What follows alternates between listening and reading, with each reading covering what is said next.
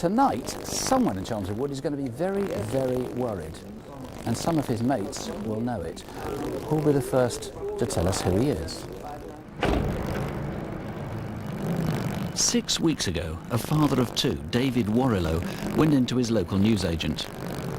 12 seconds later, he was dead. Well, David is married to Tracy.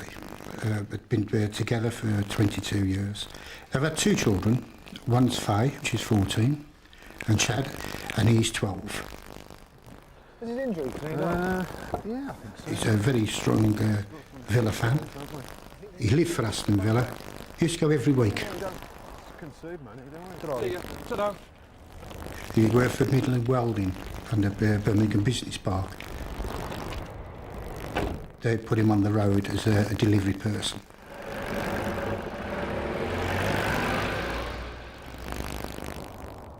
He used to get up roughly about 6 o'clock. He used to come out the house around about 6:30, up to the Grove where he used to park the van, get in the van, round the corner, into the paper shop, get his paper, from there straight to his firm, load up and then out on his deliveries.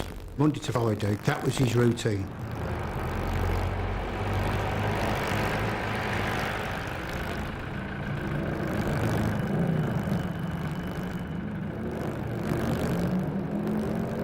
David almost certainly knew he shouldn't leave his keys in the ignition, but he was only going for a few seconds. It was all part of his routine.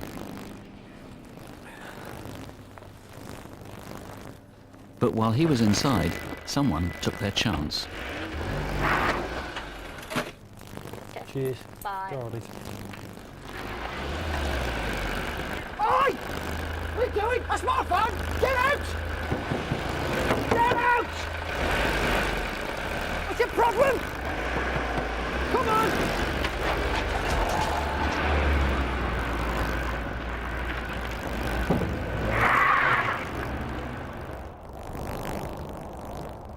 But watch again as the van sped off. A Volvo drove off too. That driver was either a witness or an accomplice. The van was then abandoned round the corner on Winchester Drive.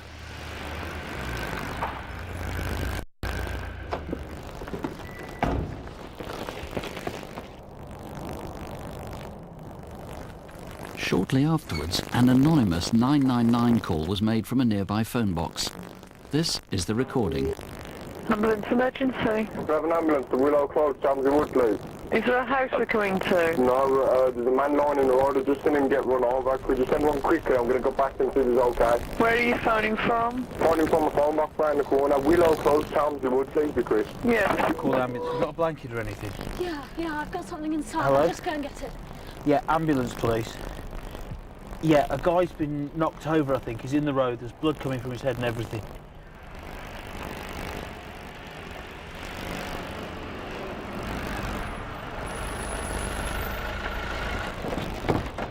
I found him in the middle of the road. I don't know what's happened. There's blood everywhere, mate. Just came out of the shop. There's blood from the back of his head and everything. He was actually put to rest in all his Villa gear, Villa t-shirt, a Villa scarf wrapped round him. Everybody's dressed in Villa shirts, and even his flowers was clad in blue. But all the way through that service, I could see Dave lying there, and hatred in me for the person who had done this. You know, of a person who can mow down somebody and not stop. To me, he's not a person, he's an animal. But at least there are some cracking clues on who was involved and who might have seen them. 5 minutes before the killing, someone was seen circling a white Vauxhall Astra outside the newsagent. Was this an innocent resident or the killer? Was that Volvo 480 that drove off at about the same time as the stolen van? Then these two men dressed in white, they may have seen something crucial. They were at the newsagent a couple of minutes before David got there. one bought something inside, his friend waited outside smoking a cigarette. Now, they are not suspects, but they could be important witnesses. Who are they? And then there's that voice. Who made the anonymous 999 Hello, can I have call? an ambulance to Willow Close, Chamsey Wood, please?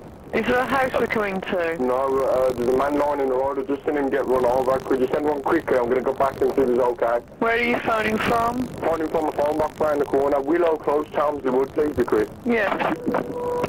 Recognise that voice? Then there's a clue that we haven't got. It's this. The keys to David's van have still not been recovered. They were on a fob like this, a max power key fob. Now, we know there are thousands of these around the country. It's only if in some way you can found one of these in the area or can match this somehow to the crime. Now, here with his team, Detective Chief Inspector Andrew Shipman, I think, Andrew, you think that news of this will have spread far and wide and that he himself will have told a lot of people. Yes, I'm certain that the person responsible went out that morning intending to steal a car, not to kill David. And I'm pretty certain that will be weighing on his conscience now. And he may well have talked to family and friends about this, portraying the incident as an accident. And I really urge the family and friends to encourage him to come forward to us so we can deal with this matter. Of course, if he's maintaining it was an accident, there's no reason why he shouldn't come forward, and obviously family and friends should very, very much push him towards that, because if he doesn't, obviously things look much worse for him. What about people who've heard on the grapevine who he is? Well, anybody who's got any information at all should get in touch with us at the incident room. Quite clearly, we know who the person who made the call had a conscience, and I hope that the person responsible has a conscience and wants to come forward and tell us about this incident. Call us here in the studio, or you can call the incident room. That's on 0121 712 6198.